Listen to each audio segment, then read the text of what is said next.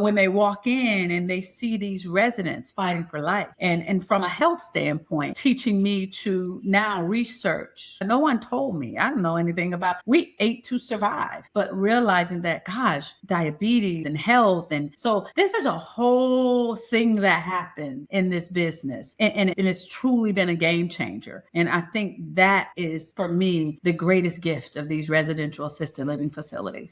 Welcome to the Row Room Assisted Living Podcast with your hosts, Charlie Cameron and Alex Schloe. This is your go-to show for cutting-edge insights from industry leaders in residential assisted living.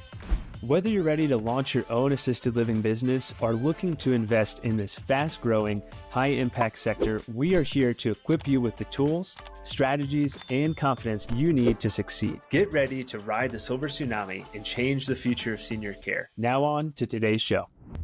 Welcome back to today's episode of the Row Room Assisted Living Podcast. I'm your host, Dr. Alex Schloe, and today I'm thrilled to have Latonia Boykins with us on the podcast. Thank you so much for joining us.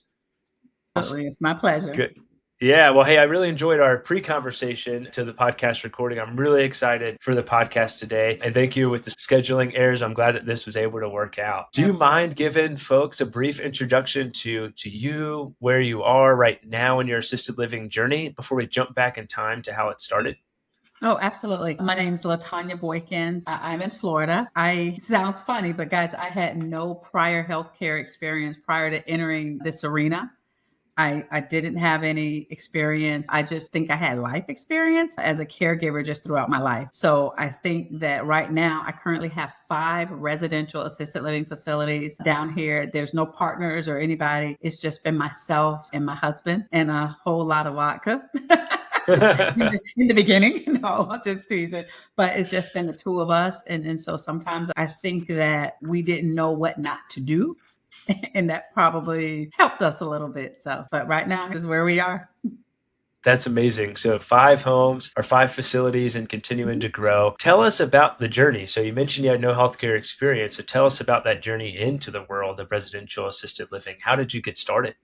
Oh, wow. It kind of goes back to my grandmother raised me. I'm a grandmother's baby. So I already have that connection with seniors. And it's kind of one of those things that I didn't even know it was a connection, but it was. I was always going with her and I would always help out the seniors in the neighborhood if they needed anything. And then my grandma developed dementia. And it was very hard watching this lady who has raised everybody. And I didn't understand what dementia was or anything. And that was in 2012. And so one day I took a FMLA leave of absence from my corporate job. And I just was helping take care of her. And she kind of just had this stern conversation with me and was just like, "You're a caregiver, sweetheart. You do this." So, and I'm like, no. Grandma, I can clean your poop. I can't clean other people's poop. So we kind of had our moment, and it just stuck with me that she said, "You keep running from the one thing that you just do automatically." And so I just was kind of mad that dementia kind of robbed her of some things, and she was fairly young. So I said, "I'm going to open up an ALF and I'm going to have you stay and I'm going to take care of you." And I just was talking, and it's when she wound up passing away. And I just kind of hit a tough spot in life, that point where you go, okay, what am I going to do? And I thought, can I say certain things? Can I say anything out here? You want to know you what can I say? really thought? Yeah, absolutely. Guys, I don't have a script. So maybe I'm just going to be honest. I was just like, well, I've taken a lot of shit, so I guess I can clean some. So I told my family that I'm going to open up an assisted living facility. And my husband, that was his first thought was, "Are you okay? Are you sure?" And I just decided. I had no roadmap. There was no consultant. I literally just told all my friends, "Guys, I'm going to go on this journey to just see what it turns into. But I need to feel the connection of my grandmother. And I need to do the one thing she said that I'm good at. And I can cook and I can clean like nobody's business. So let's just see where it takes me." And that's exactly how this journey began for me. And I just Googled some of the things to do. And that's how I got started. Well, you're definitely honoring your grandma's legacy and doing an amazing job. And I'm sure she's looking down from heaven, smiling at you, seeing those 5 homes and all the lives you're changing. So I'm sorry you had to take a lot of poop and clean up some poop, but it's worth it for you and worth it for those that you're doing that. So that's it worked out really well. Yeah, absolutely. I love that. What's been the most surprising challenge that you've faced when starting or operating your first home? How did you overcome those challenges, or what were some of the challenges that you faced when you were getting started? One of the biggest pieces for me was realizing that just because someone has been in the industry doesn't mean that they're a caregiver. I just assumed that if you're in this industry, I had a lot of cousins and family members that were nurses and CNAs. So I thought, oh my gosh, this is going to be a no-brainer for me. I'm just going to hire these people. That was a really hard lesson right away, that not everybody that's a caregiver is a caregiver. And navigating the world of residential assisted living facility in a resident, in a home, in a personalized setting was not going to be the same as someone that says, oh, I've been in the industry 19 years. That's my biggest pet peeve. And they might have worked in a big box, not the small setting. So for me, I was firing people so much that it was heartbreaking for me initially. This wasn't one of those things that I just thought, oh, okay, finding that part out was really the tricky part for me. Yeah, we hear that quite often, that the hiring of caregivers and being slow to fire the bad ones, it is a really common challenge that folks face. Do you have any tips or tricks that you've learned now of how to find good people, how to find good caregivers, and how to retain them? Absolutely. One part that you said that I never subscribed to, there was no point ever where it was slow to fire. If you were not good, goodbye, because I would do the work. And so I'm grateful that I didn't have a healthcare background, in a sense that I didn't know. So sometimes not knowing helped me. If somebody wasn't good, I'm like, you're done. Pack your stuff. I call my husband and I'm like, look, babe, I'm going to be over here for 2 or 3 days. My children were older. So I was like, I'll be over here. And I didn't even know how to open a wheelchair when I first started. So for me, it was really tough. And it was a grind mentality that I had, that I took it personal if you did not provide true good caregiving. That was personal for me. So I just was like, nope, you're done. And I think that the tips that I learned is you have to stop the bleeding quick, meaning if they're not good, goodbye. I didn't, and really quickly, I started to realize that just because they've worked in the industry, like I said, I needed someone who knew more about life. And that's one of the things that has helped me now. Some of my best people that work for me, they have never, ever worked in the industry. That's the piece. And that's the piece that when I go out and I help people, that's what they're missing. They're always looking for people with a whole lot of experience. No. I want to find out. I have a girl, I'll give you an example. She has an autistic son. She's one of my best caregivers. Never did caregiving aside from that. Her heart is in it. The love of people is in it. She's able to personalize the care that with her son, she understands. And so once I figured that piece out, that's a game changer. Everybody's just looking for people with all this experience. And I'm not afraid to get my hands dirty. Growing up in a rough environment, that's the one thing. My husband always laughs because he's from the projects. I'm from the south side of St. Peter, from the ghetto. So nothing was dirty to us. Nothing was worse than where we came from. So if you were an investor or somebody that doesn't have that background, you better go find you somebody that's okay with the dirty job. And that's the piece that people miss. They just go out and hire people and say, okay, I want the healthcare person that's done all these years, and they get excited about it. I don't. I need to know, how can you prioritize? If you have 2 residents and somebody needs something, you have to have the ability to know what do I do? Can you run a house? You have to be able to run a house. And in a residential assisted living setting, that's why most operators, they drop the ball. That's the piece that they miss. They go and look for the surface, and it's not on the surface where you're going to find the good people.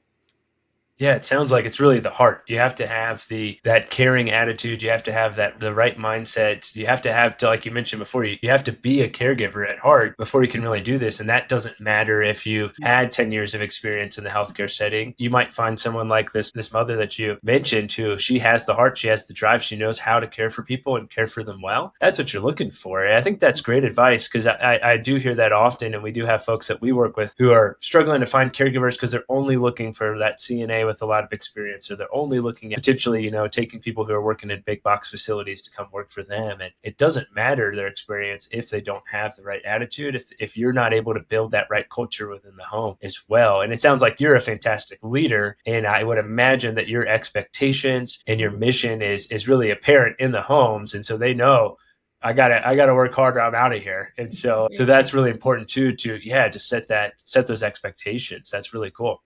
Absolutely. Yeah, that's great. Well, that was probably, certainly a pivotal moment, but can you share any other pivotal moments or key decisions that helped shape your success within the industry as you scaled up from 1 home to now 5?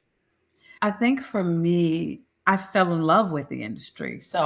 And I fell in love with all aspects of the industry. And I think what I did do well was take what I've learned in corporate America and I kind of brought that into this environment. And I think I purchased 3 of the facilities that I own. There was a gentleman who I purchased from. They were turnkey properties. I purchased 3 facilities in one day.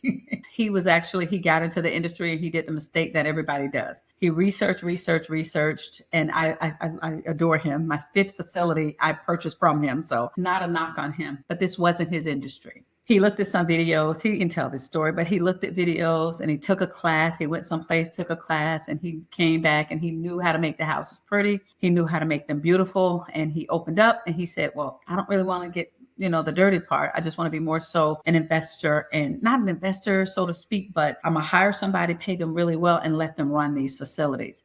And his heart wasn't in it. Of course, he was profitable, but within 3 years or 2.5 years, he realized really quickly that this is not my industry. People being sick, people not, he just didn't understand. He thought he put a bunch of cameras in and he'd sit back and he'd watch and he would take care of the money part and those types of things and not get his hands dirty. And so he was getting a bad rap, he said, in this industry. And he's like, I had to decide what was going to make more sense. If your heart ain't in it, I don't care if you're an investor. If this is not truly your heart, meaning you have to care about people. If you're just more so an investor, don't mean you're bad. I mean, my husband's never going to clean poop. I mean, one of the residents, we walk in, he's like, I got to go. I'll be back outside.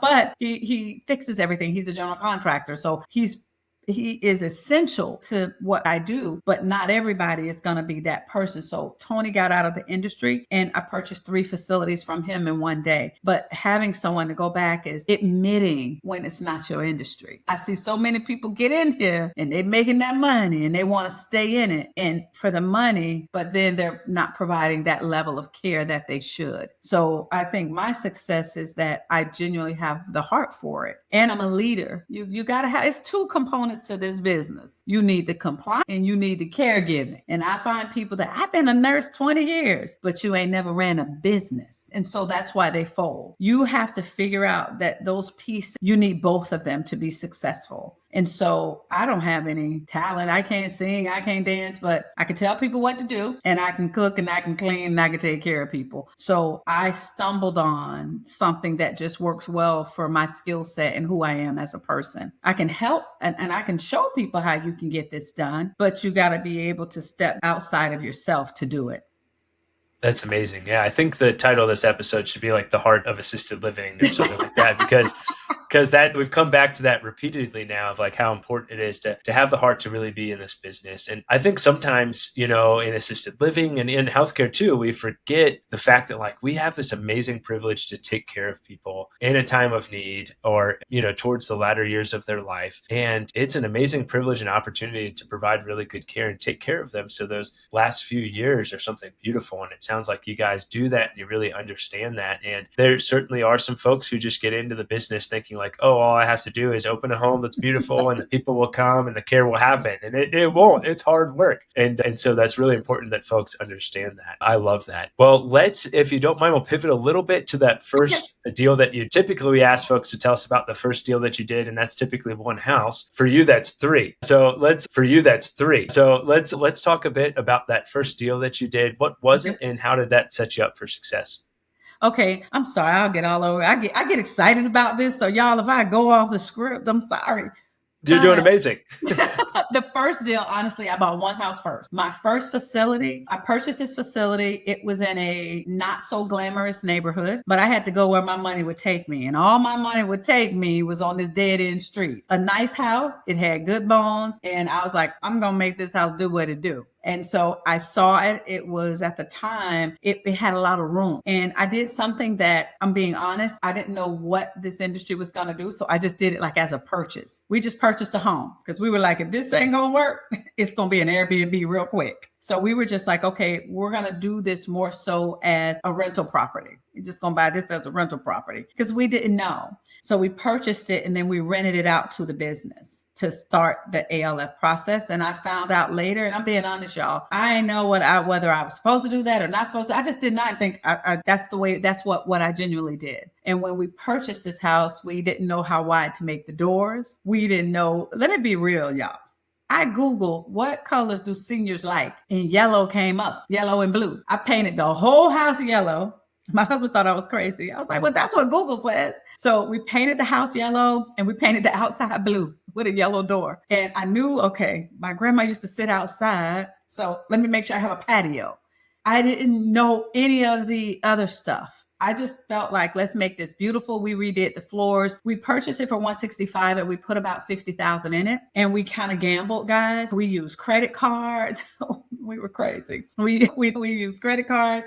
We had a HELOC we used. We didn't have a whole lot. We used what we have and we started where we were. And I think that I didn't even know there was a such thing as a loan I could get to do this. So 4 years ago, I was just like, this is how I want this house. And that's how I started. So that was the first deal that I did. And when we opened up, that's kind of, and I'll never forget, don't listen to people. I don't know. Let me tell y'all. They told me I was opening up in the ghetto. And I was like, I'll show them. Because it wasn't, you don't want to be next to a trap house or some crazy, you don't want to be that kind of much, that deep in the hood. But you don't have to be in the most extravagant area. This was near the college here. So it didn't have the best, reputation, the neighborhood. But the fact that it was on a dead end street kind of made me feel that I can make this do something. And I made it beautiful. I did all the research with other facilities. And the one thing that I was missing was the beauty, the warmth of a home. So that's what I did. And that's how that first deal came about. And I think highly of myself because it is a transactional business. Don't get it twisted. We can talk about the warm and fuzzy sides of this business, but I got to make some money. And I knew that if I made this really nice, I could add value to this business. And I wanted to start off charging $4,000. That was 4 years ago. I was like $4,000, $4,500. And it was a 5-bedroom and it was 3-bathroom.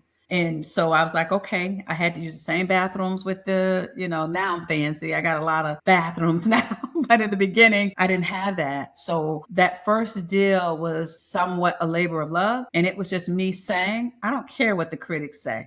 I don't care what everybody's saying. I'm going to start where I am with what I have, and I want to see how far this will take me. And that's the biggest mistake. I talk to people. I'm talking to this guy the other day. I'm spent $800,000 on this house, and and I smile because I don't want to knock anybody. But to me, the biggest piece is learning and understanding what am I going to provide? What will I do to make sure it's not so much of, I see a lot of people now getting in and they're making it so beautiful, but then the care is lacking. So you got to find that sweet spot, but don't discredit that 3-bedroom house, 2-bath that you can really turn into something. And so I think for me, that first house, I still go back and it's still one of my favorites because it's beautiful inside. And the minute you walk in, I wanted family members to say, this is where I want my mom. And within 4 months, I was at capacity. I had 6 residents.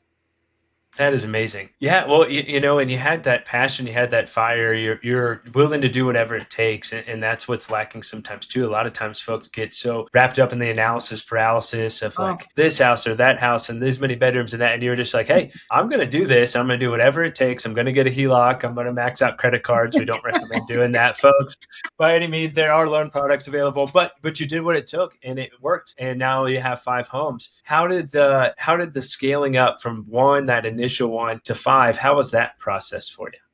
Truthfully, guys, I worked myself too hard and I got really stressed out because I kept having an issue with staffing. So I told my husband, I said, I'm going to scale or I'm going to sell. The beauty of this industry that I love is there's a real estate component to it. And what blew my mind is when I thought I guess I got to get out of it because I was just working too much. I wasn't spending time at home. It was just one of those things. And so a gentleman said, well, I'll buy it for $750,000.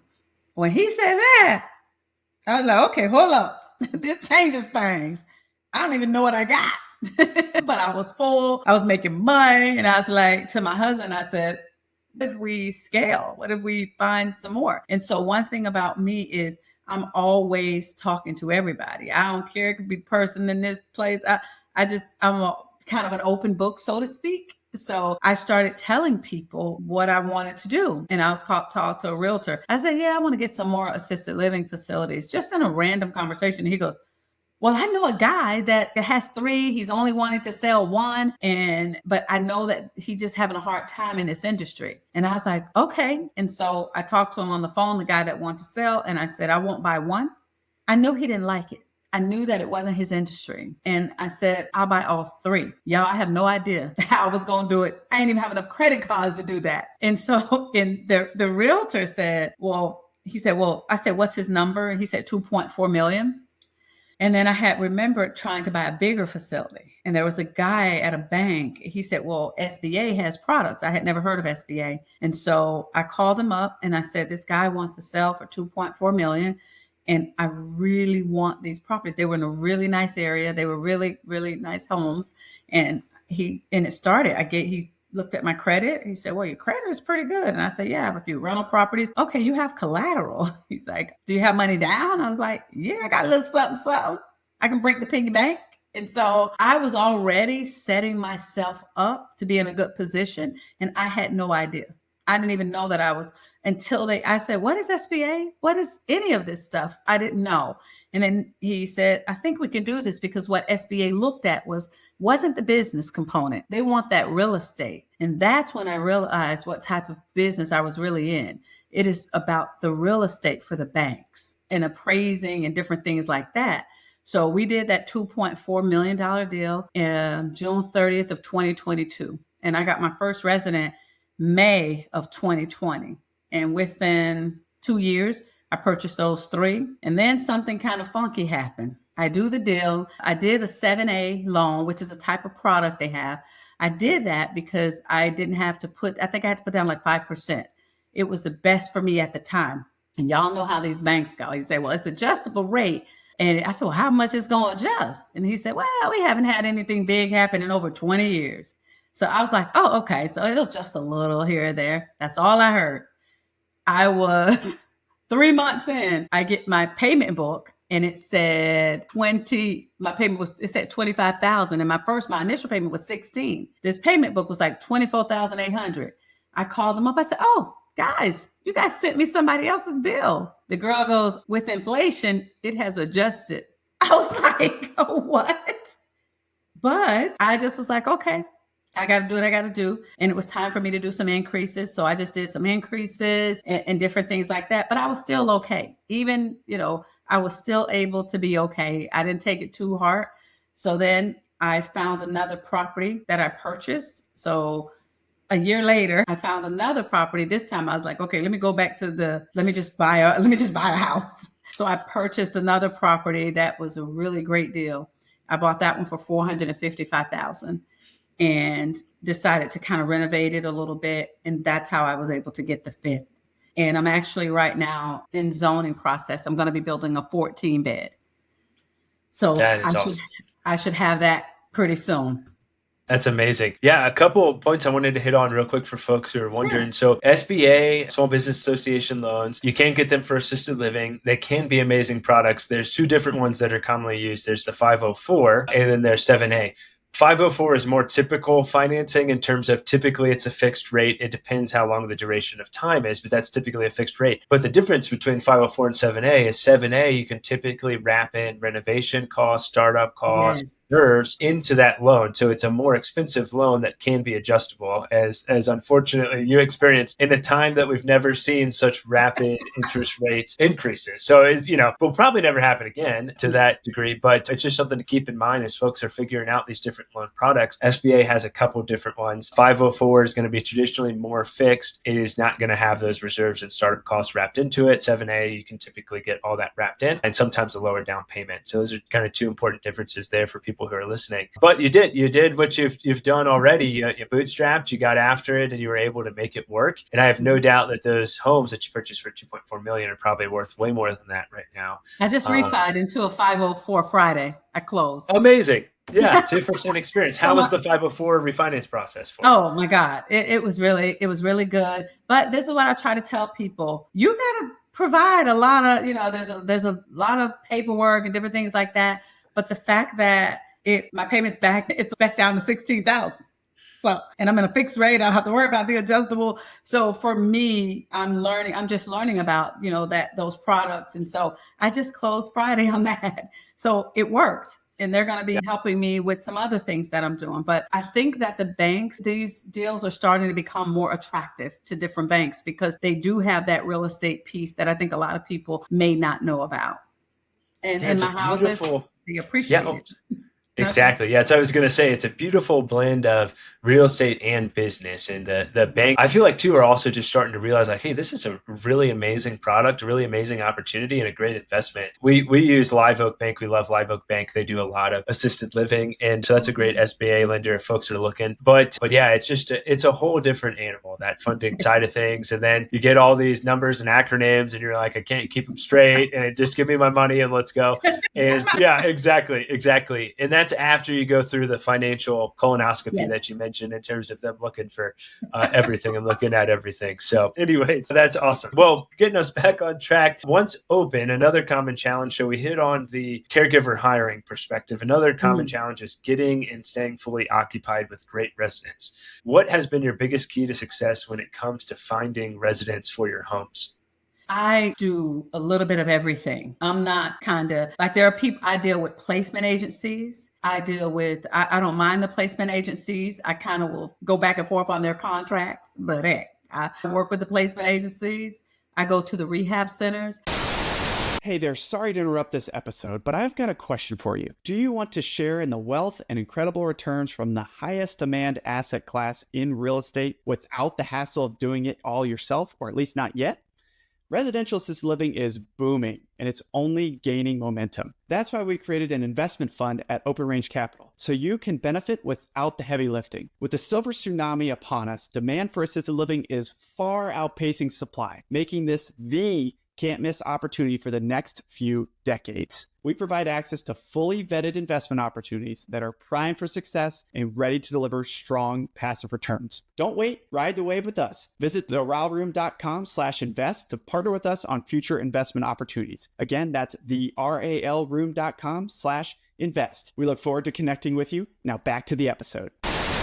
I love a Saturday morning getting dressed and walking into my hospitals and saying, hey, I'm Latonia. I got Dunkin' Donuts with me. Where is the person that does? I'll talk to the case managers. She coming all out. She don't want to be there on no Saturday. So she loved for me to tell her all about my facility. I like it. I'm in your neighborhood. And then I'll send her a link because don't nobody want a whole lot of paper anymore. So I send a link and I have my website. It'll show, but I'm always telling them what I offer. And sometimes they just want to meet you. I just tell them that, hey, I'm not a nurse, but I have a special needs brother that I've been caring for 15 years. My sister's been on dialysis for 25 years. So all I know how to do is care for people. I give them who I am. And then you know what?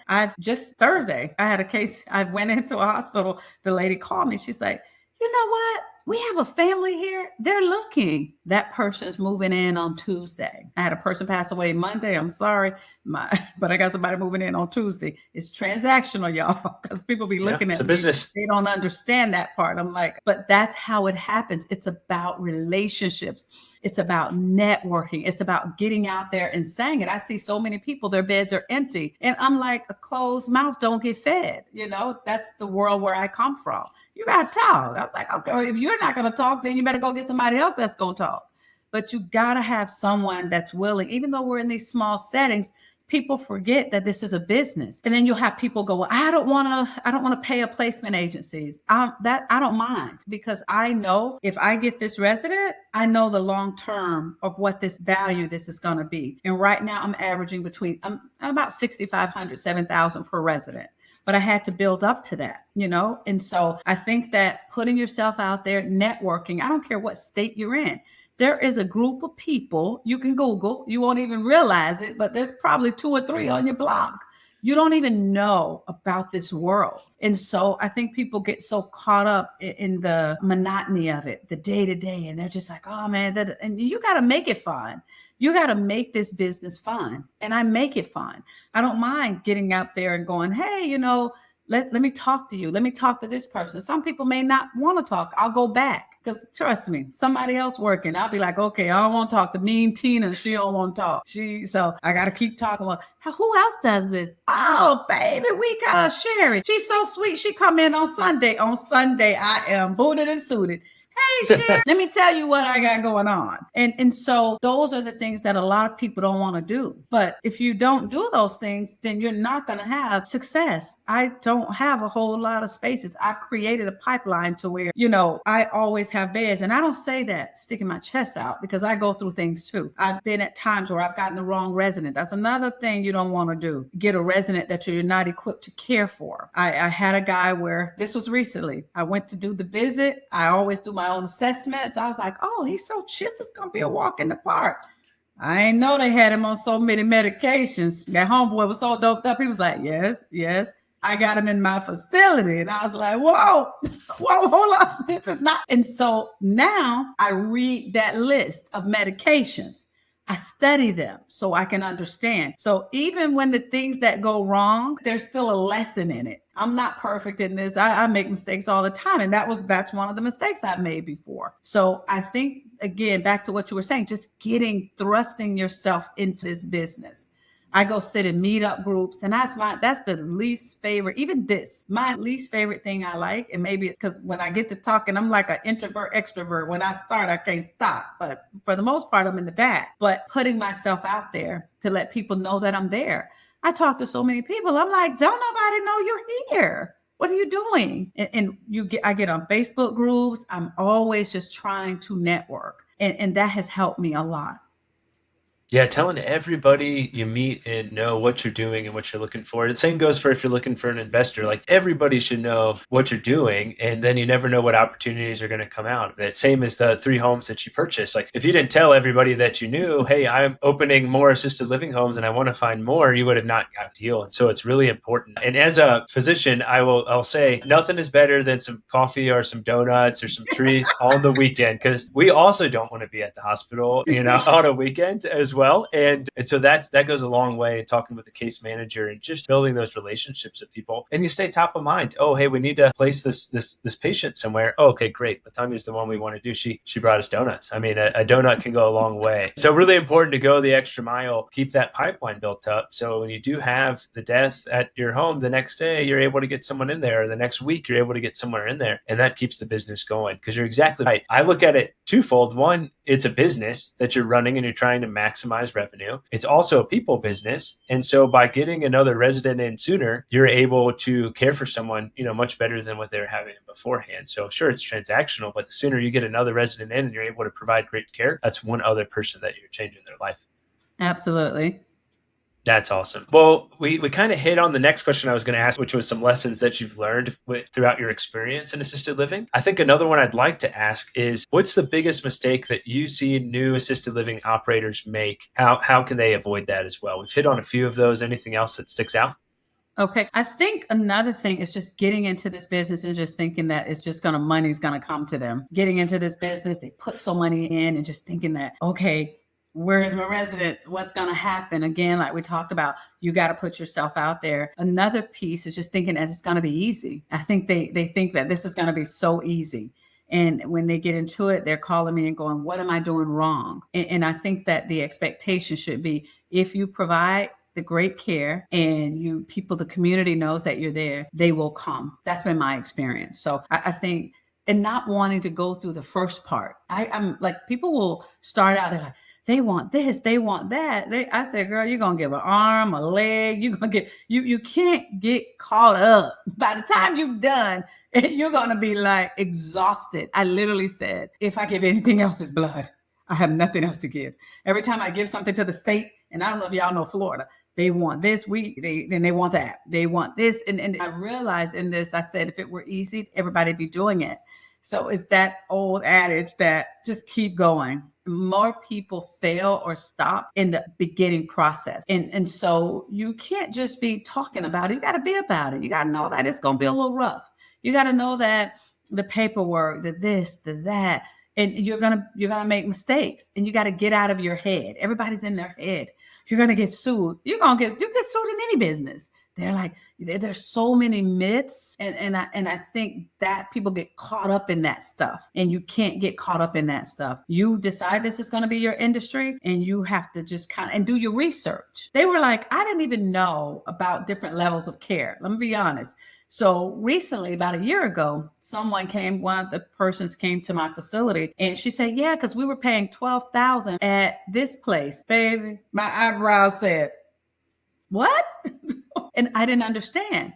I called that place. I said, hey, can I come in? I want to talk with you guys. The lady was very nice. And she gave me a brochure, and I was just reading. I was like, we charge $500 if we got to cut up mom's meat. We charge $200 if we got to go do this. We charge $700 if we got... So I was like, okay, hold up. How can I make this work for me? And I did. I have a resident that pays me around that amount because I say I'm all inclusive, but I'm still calculating what it will really cost me to take care of her.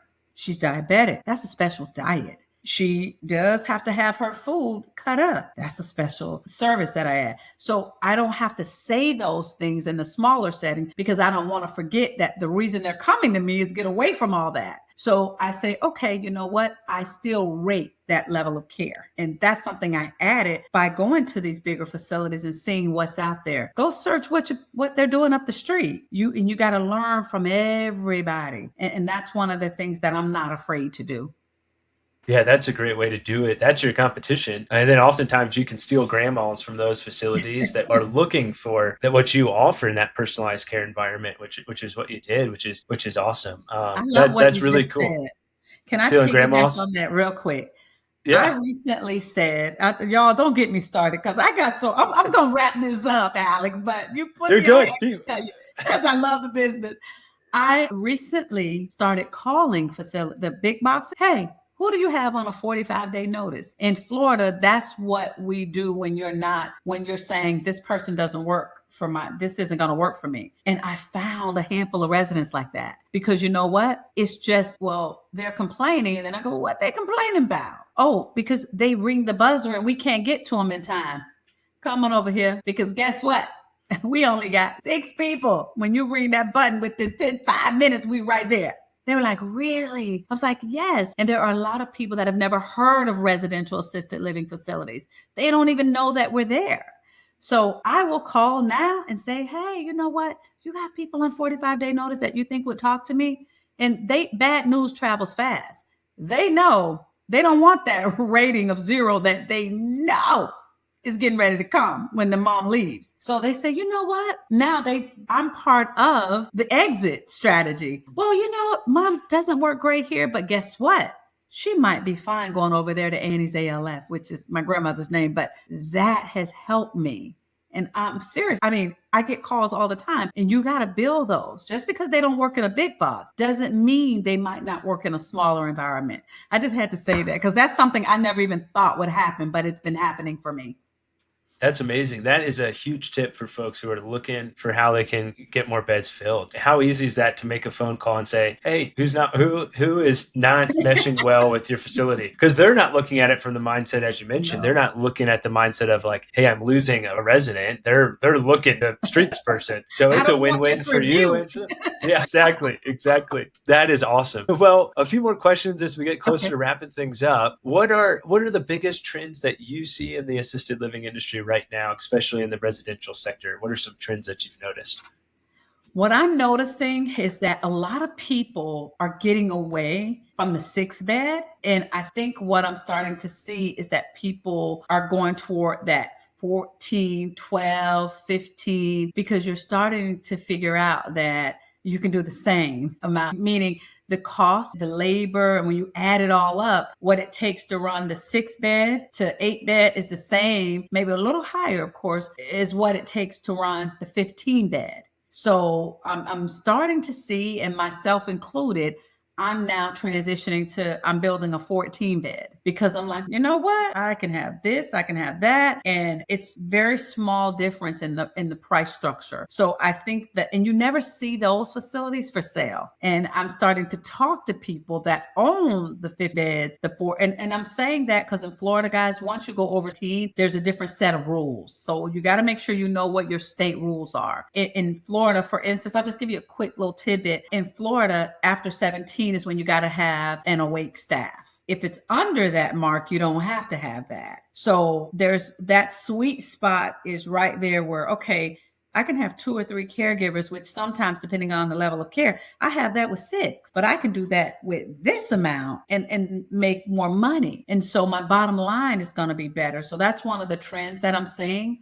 And I like to say that I've kind of changed things around here is that you would go into some of the smaller facilities and I'd be like, I would not leave my mom there. I'm starting to see people invest back into their business. That's one of the trends that I'm happy about seeing. I think, especially here where I am in Tampa, you're starting to see really nice facilities because to compete with me, you got to step the game up because, so I'm happy to be on that side of things and seeing people understand that you can make these facilities beautiful. You can make them a home-like environment. So those are some of the trends that I'm starting to see. A bad trend, I see too many people on social media just looking at everybody for answers. I tell everybody, you can watch every video that I have, you can do all the things, but baby, listen, this is some work. You have to be ready to put the work in, or you got to have a team of people. Even for you, Alex, as a physician with investors and with groups of people with you,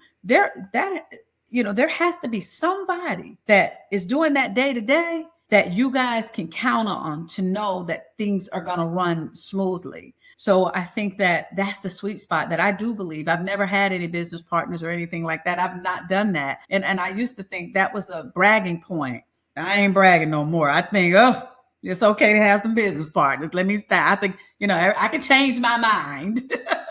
I'm okay. Because at first I was like, I think I'm all that. I got all these. But realizing truly that you can collaborate with a group of people because your role, Alex. You're the doctor. You're going to tell Alex, I got this going on. What you think? So, and Tanya, what do you think about? So I think everybody has a place. And I'm right now I'm consulting with some investors and for Orlando. And I know they're going to do good because I'm telling them, guys, it's okay if he's the money guy, but you got to have the caring guy too. Who's going to be the caring guy? Who's going to care? Who's going to make sure that these residents, because their lives are in your hand, and that is the thing that I'm starting to notice. People aren't so afraid. Before, this business scares everybody. Oh, you're going to get... No, this business can change your life. And I'm proof. It has changed the trajectory of my life. My daughter, I'll get emotional. Things like this don't happen every day for me. Meaning when you come from the hood and break these generational, curses and things that happen, you don't think that one day I can send my daughter to study abroad in Spain. You don't think that, gosh, cleaning poop can bring me some money. So I think that I wish people knew what type of purpose-driven biz can do for you. And it teach your kids. My daughter's 32 and 20, and my 20-year-old's in college, but she's home right now. She's volunteering until she'll be done in an hour because they're seeing people clinging to life. So sometimes these kids need to see this. And I can talk it all day and they're like, Mom, you were born when the dinosaurs, that's old days. But when they walk in and they see these residents fighting for life and from a health standpoint, teaching me to now research. No one told me. I don't know anything about, we ate to survive, but realizing that, gosh, diabetes and health. And so this is a whole thing that happens in this business. And it's truly been a game changer. And I think that is, for me, the greatest gift of these residential assisted living facilities.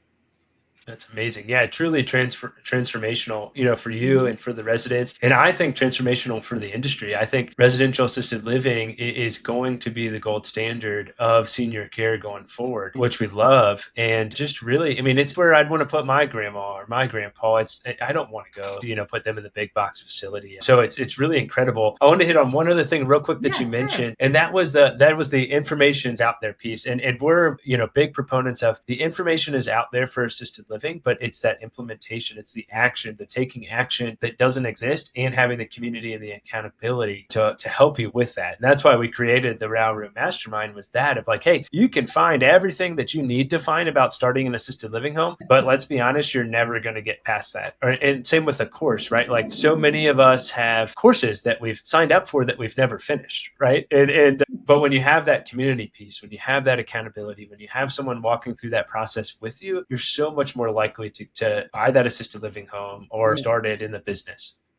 Absolutely. I think that what you're saying is right. I can talk and I can touch all these people's lives, but if you don't implement and you don't do the work, and if I hadn't had someone to help me navigate it, I think that I'd be a lot further. Honestly, I think I probably have 8, 9, 10 right now. If I've done what I've done in 4 years, 5 facilities to the level that I'm doing it by myself with just my husband, I never want to leave him out because he gets up 3 o'clock in the morning when the plumbing is out. He does so much, but I think that people, but finding that the secret, Alex, and to anybody listening, is that all consultants and all people aren't created equal. You have to make sure that you're following people who really want to help you. And that's what I've learned. I've found I really got taken advantage of in the beginning because I didn't know. I've had people try to, I'm telling you guys, I purchased one time, this lady said to me, I didn't know. She just was like, she had a facility. I said, oh, okay. She said, well, I'm a consultant and you can purchase my menus from me. And I was like, okay.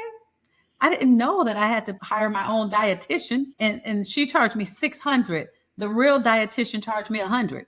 I was like, they saw me coming. And so what I'm hoping you and myself and what we do is for me, let me speak for me. I want to be paid for my time in certain instances. Of course, my time, that's the one thing I'm not going to get back. But when you find the people like us that are out here spreading this message and understanding, I'm not going to put them out there, but I've had big companies reach out to me recently to purchase my homes. And I definitely would change my life, but it wouldn't be anything to change my life for the long term. So yeah, right now it would change my life. But I said, no, I'm in this for the long haul. So I do think the industry, I know it's changing. The conversations, the rooms that I'm in, some of the people I'm sitting across, I'm like, y'all want to interview who, me? I don't even understand. But it's definitely the one-on-one care, the more personalized care. That's going to be the gold standard, because sometimes, and it's no knock at the big places, we all try in this industry to do our best. But I think sometimes the home-like environment provides that feeling of home. And watching these residents age in place, grandma waking up and realizing that she's at home still. She can sit out on the porch. She can, it's such a close-knit group of people. So I do agree with you. This industry is changing, and there's enough for everybody. Yeah, absolutely. We've always had that abundance mentality, that go-giver mentality, because even if everybody listened to this, opened 100 homes, taking care of 10 residents each, we would not even put a small dent in the number of beds that are needed. I mean, we're talking millions of beds that are needed or will be needed in the next decade. And the opportunity is huge. And the opportunity to completely transform the assisted living landscape is so massive. And we owe it to the seniors to do that and to provide the best care possible and make sure that they're not forgotten as they're aging. And so it's huge. I'm as passionate about it as you are, and I could talk about it all day, but I know your time is valuable. Before we go, I did want to ask you, what's something that you're working on right now that you're passionate about? Oh my goodness. I'm now a Florida core trainer. I'm a trainer. I'm one of about 6 or 7 people in my area, in this Tampa, St. Pete area, where I do the core trainings. I do core trainings. I do boot camps. I do so many things, but teaching and helping others, I'm very passionate about that. And I'm very passionate about people doing these facilities and doing them right. But things will happen. One of the biggest things that I say, and my girlfriend, they find it strange, but I say when I meet with families, if your mom or dad can fall at home, they can fall with me. This is not going to mean things ain't going to go down, because it could. I'm not saying that, but I'm going to do everything that I can to allow you the ability to still have a life. Because that's what this is about. You can still have a life and go to bed knowing that mom or dad is being taken care of. So I think right now, my passion and what I'm really passionate about is making sure that I can reach people and teach people and help people understand that you don't have to be overwhelmed. You don't have to be, there are resources, and there are those of us that are out there that really care. And these homes truly can work. And that's one of the things. So I do the core training, and I love that. I love teaching. Yeah, me too. It's a blast teaching folks and being able to give back that way and change lives. There's that ripple effect that happens too. And, you teach them and then they teach someone else and then it just continues to go out there. It's amazing. That is awesome. Well, I know folks are going to be interested in reaching out to you. So how can listeners learn more from you and reach out to you? Is there anything that you want to promote or anything that you want to share? Okay. Well, like I said, if you are listening and you're in Florida, I'm doing the in-person classes. So you can go to allthingsassistedliving.org. Sorry about my dog. allthingsassistedliving.org. And that's kind of I wrote an ebook, just a quick little ebook where I talk about what you got to do. My Zoom classes, my TikTok is so funny, guys. I never changed my name on TikTok from what it was when I first opened TikTok, but I do have quite a bit of following and videos on there. It's perfectly flawed 0902. My daughters are going to kill me because they're like, Mama, you need to change that. But it's been working. So I'm scared to touch it if it's not broken. So it's perfectly flawed 0902. And that's my TikTok. And so I just want people to truly know that there is a business that can change your life. And a lot of us were raised by grandparents. And so I think that to be able to do this business, it keeps us closer to the people that always took care of everybody, those matriarchs that I'm truly a grandma's baby. I tell everybody that I am a grandma's baby. And so every time I look at my residents, I'm like, oh, it just makes me think of my grandmother and what she meant to me. And so if we cultivate a community to where our seniors can thrive, that's what this is all about at this point. So my goal, people say, well, how many do you want to open? I don't know. My number has always been 9. I was like, okay, I want to do 9, but I don't know where it's going to go or where this path may take me. But I definitely am honored that you guys reached out to me again to just talk about it. I'm always pinching myself like, this is really happening for me. Y'all, I feel like Beyonce of the ALF world. I'm Beyonce. Okay. You are. You're the queen. Oh, that's awesome. Well, I know one thing for sure, and that is Annie is definitely proud of what you've done. Thank you. Thank you, Latonia Boykins, for being on the podcast today and joining us and sharing your insights. It was such a pleasure learning from you. And so I really, really appreciate it. And thank you for everyone who listened to the Rail Room Assisted Living podcast. Please feel free to share this with someone else who needs to hear the good news of assisted living. Thanks. Thank you so much, Alex. Thank you for tuning in to the Rail Room Assisted Living podcast. We hope you found today's episode insightful. If you enjoyed it, make sure to leave us a raving 5-star review. And a quick review helps more listeners find the show and more seniors get the exceptional care they deserve. And don't forget to subscribe so you never miss an episode. And just so you know, we have prepared some free resources for you to help you succeed in residential assisted living in addition to this podcast. Head over to theralroom.com, that is theralroom.com, to download our free 10-step guide to launch your first or next residential assisted living home, or our 10 reasons to passively invest in residential assisted living ebooks. And if you're ready to take the next step and make real moves in the RAL industry, join us in the Rail Room Mastermind. It is an exclusive community where we deep dive into everything you need to launch and grow your own residential assisted living business. You'll get access to recorded courses, live calls with industry experts, a RAL calculator, resources and tools, like-minded entrepreneurs, funding opportunities, and an expert networking community to help you along your journey. Be sure to join us next time on the Rail Room podcast as we continue to explore the world of residential assisted living with more great guests. See you then.